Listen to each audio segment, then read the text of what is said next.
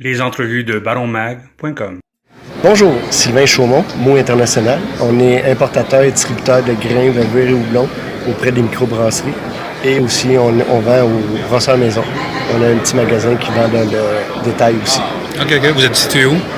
Montréal, Ville d'Anjou, c'est le bord du métropolitain. OK. Pas loin de la 25e. L'autoroute 25, c'est OK. Qu'est-ce que vous faites à la MBQ? Qu'est-ce que vous faites au Congrès? Au Congrès, bien, on soutient la MBQ. On est commanditaire de la MBQ. On essaie de soutenir le mouvement Bresca, c'est très important. On amène des nouveaux produits, on veut leur présenter des choses. Puis tenter le pouls du terrain, savoir qu'est-ce que les brasseurs ont besoin, c'est quoi les réalités du marché. C'est quoi la réalité du marché? Il y en a de plus en plus de microbrasseries. Les demandes sont de plus en plus fortes. Les demandes en houblon sont de plus en plus difficiles à avoir. Donc, on doit travailler fort pour obtenir des sources viables de houblon. On travaille très fort pour avoir les houblons québécois, avoir une belle qualité. On en a trouvé auprès d'un super bon fournisseur. Ça va bien.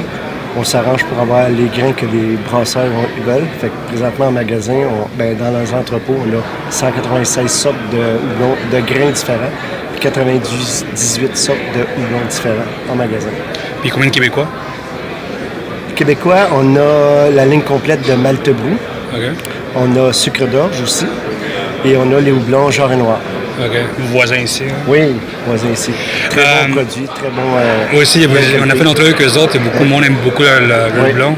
La question que je me posais avec il n'y a pas longtemps avec The Hops in Ontario, c'est que oui, la microbrasserie grossit beaucoup. Beaucoup plus qu'on pensait. Oui. Est-ce que vous pensez qu'il va manquer de houblon au Québec en soi, pour qu'est-ce qu'on a besoin? Oui.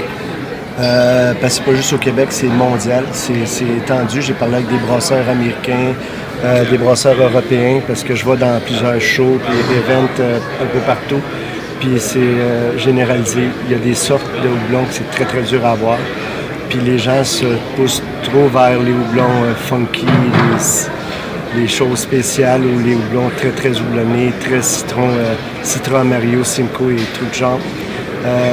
D'après moi, il faudrait retourner au houblon souche noble, que c'est toujours disponible, que tu as des bonnes quantités, puis que les souches sont viables, puis que tu vas avoir des belles récoltes, puis c'est quelque chose de vraiment solide.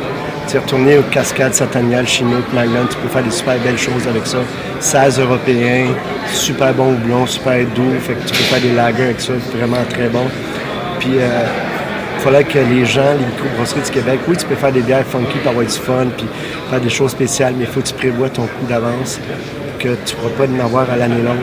Fait qu'il faut que tu bâtisses des recettes que ton amérisant, tu mets un amérisant que tu es capable d'avoir facilement, puis ton aromatique, là, tu vas mettre un aromatique plus funky. Faut que tu checkes ton sourcing avant de faire une bière. La question que je me pose, est-ce que tu penses que le monde sont conscients de ça? Pas encore? Non. Je vais en avoir. J'ai regardé ce site, lui, il y en a. Il y en a. C'est parce que si quelqu'un passe, puis que c'est une brasserie qui brasse beaucoup, quand il va passer, il va ramasser 80-100 kilos du même houblon. C'est pas une denrée, c'est pas un puits sans fond. Là. À un moment donné, il n'y en a plus. Nous autres, par exemple, on commande en entour de 9 tonnes de houblon par année. Puis on a passé une commande de 1600 kilos de citron. J'en ai reçu 700 kilos. C'est ceux qui étaient disponibles. On n'était pas en train d'en avoir plus. C'est le fournisseur qui nous a donné le maximum qu'il était capable de nous envoyer. Les récoltes n'ont pas été super bonnes. Et qu'est-ce qu'ils ont eu qui était viable, qui était bon, bien, c'est le maximum qu'ils étaient capables de nous vendre. On doit s'attendre à peut-être que ça a affecté un peu la demande, ce qu'on va voir comme dans les tablettes. À part l'agriculture de champs qu'on fait avec du houblon, tout ça, est-ce qu'il y a des nouvelles méthodes qui existent qu'on pourrait peut-être pousser pour aller sur les toits, quelque chose comme ça qu'on pourrait faire? Là, ça, je pourrais pas dire, mais j'ai vu qu'il y a quelques places, comme j'étais sur un séminaire de brassage à Denver, puis les brasseurs s'en parlaient, qu'il y en a qui commençaient à en faire pousser en serre. Comme les tomates, tout ça. Comme les tomates, les roses, ça fonctionne super bien, mais ils sont en stage embryonnaire. Puis il y a l'air d'avoir des résultats quand même probables. Il va leur attendre 3-4 ans avant que la souche elle soit vraiment solide, que les plants soient matures, qui donnent vraiment pleine capacité. Puis savoir si on a une constance aussi, si on est capable d'avoir une constance du sol pour avoir le même produit avec le même alpha environ, puis les mêmes qualités. OK. C'est ça. Puis si c'est en lieu clos, si ça va être plus propice aux maladies, ça ne savent pas encore. Mais ça a l'air d'être quand même prometteur. Moi, j'opterais pour ça, mais la salle, je comprends pas pourquoi ils n'ont pas essayé encore. Ils n'ont peut-être pas entendu parler. Mais ça se peut aussi le côté que tant qu'il n'y a pas de problème, on va rien faire. Ouais. Ça marche comme ça. Bien, prends les abeilles et t'es mets là-dedans. Non, c'est sûr. C'est juste une bonne idée, ça. Ouais. Ben oui. Puis, de toute façon, durant l'hiver, ils tombent en dormance, puis il faut qu'ils nourrissent. J'ai dit ça tantôt, il faut qu'ils nourrissent en sucre inverti. Durant l'hiver, il faut qu'ils continuent à les feeder. On pourrait peut-être faire quelque chose, puis se promener. C'est des idées de même qu'on lance. Là. Une grande serre, il y a des fleurs dedans, puis les abeilles continuent à faire qu'est-ce qu'ils sont nés pour faire. Ça pourrait être intéressant. Très intéressant qu'il y a quelqu'un qui pourrait lancer une business là-dessus, on sait Ben pas. Oui, c'est ça. Moi, je suis un mécanicien de formation, fait qu'il y a toujours des solutions à toutes. C'est toujours le gros bon sens. Je me dis que, peut-être, pourquoi pas. Et votre compagnie Mou International, c'est pas une compagnie qui serait prête à investir des affaires comme ça? Non, nous autres, on est vraiment distributeurs. On appuie le marché, on essaie de les aider, mais on a quand même un créneau de fournir. On est basé vraiment sur le service, une compagnie familiale. José, qui est l'actionnaire principal, qui est la propriétaire de la compagnie avec son père. Moi, je suis chargé des projets spéciaux. C'est moi qui fais les événements, qui fais les nouveaux projets. J'essaie d'amener des nouvelles choses, mais c'est eux autres qui s'occupent de ça. Puis leur créneau, c'est donner le meilleur service pour donner à voir qu'est-ce que les brasseurs ont besoin, puis les traiter aux petits oignons, puis tout régler les problèmes. Puis de toute façon, il n'y en a pas vraiment de problème avec José. Tu l'appelles, puis les problèmes se règlent déjà. C'est vraiment la maman des brasseurs. Selon vous, c'est quoi la capacité maximale de microbrasseurs qu'on peut mettre encore? Des brasseries? Oui. Est-ce qu'il y a 20, 40 après que ça... Une brasserie par bled, par village, un petit brew-pub, ça pourrait fonctionner. Au niveau commercial, là, je sais pas. Il faudrait regarder les chiffres de qu'est-ce qu'on est capable d'avoir, mais j'ai des interrogations à savoir... C'est-tu la tarte qu'on divise en plus petits morceaux? Okay. Aussi, on est vraiment en train de gruger le marché des gros joueurs, des grosses brasseries plus commerciales. Je sais pas, il faudrait voir les chiffres, là, je pourrais pas dire. Mais d'après moi, tu peux avoir un petit brew-pub dans tous les bleds, tous les villages, partout, puis les gens aiment ça. Quand l'été, ils se promènent, ils font le pèlerinage de village à village, je vais écouter une microbrasserie. Je fais ça, moi aussi, je me promène, puis je cherche toujours une microbrasserie à quelque part. Puis il y a encore de la place pour beaucoup de monde. Puis un jour, il va y avoir une sélection naturelle. C'est que les produits ne sont pas... à l'auteur de la clientèle. Ouais. C'est ça.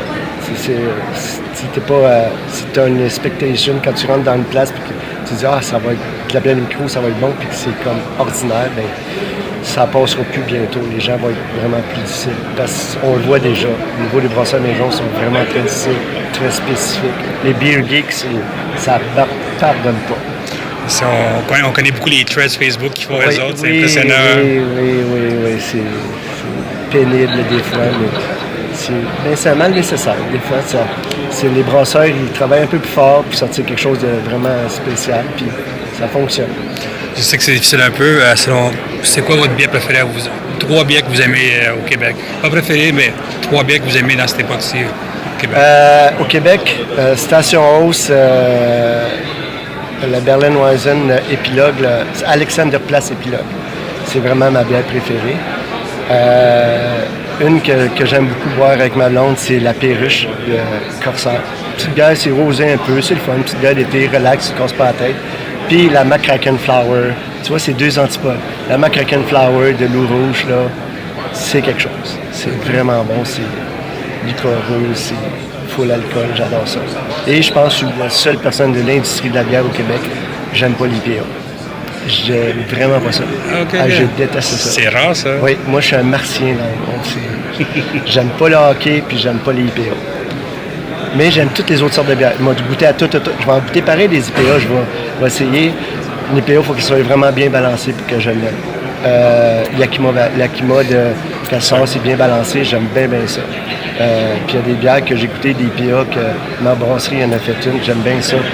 Rough, c'est ça. Mais C'est smooth pareil, puis quand tu vas prendre un verre d'eau ou quelque chose à côté, elle ne goûtera pas encore l'IPA, tu ne vas pas encore dans les dents. C'est la aftertaste qui est la redondance dans les papiers que j'aime pas. Moi, j'aime ça quand je bois mon café le lendemain matin, il goûte le café. Il goûte pas les houblons de la veille. C'est ça. Site web? Oui. Mot international, oui. C'est infobièreetvin.com. On est en restructuration complète. On va leur faire, il va y avoir un panier sur place. On va pouvoir commander dessus. On va voir les prix, vont être déjà affichés.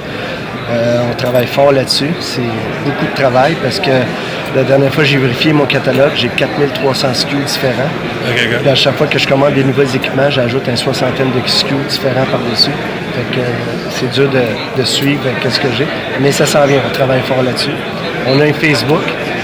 Je pose plein de photos de trucs qu'on fait, d'événements qu'on va, puis ça. Puis on aime bien ça, puis on aime ça voir les commentaires des gens, puis les questions. Puis le téléphone fonctionne super bien aussi. Puis quand vous appelez chez nous, ben, c'est une personne humaine qui vous parle. C'est pas une boîte vocale. C'est pas un bot. Non, c'est moi, c'est Sylvain, c'est José, mon gars au comptoir Alex, c'est la fille à José, Alexandra, c'est une compagnie familiale. C'est José qui est propriétaire avec son père, c'est sa fille qui travaille à la comptabilité.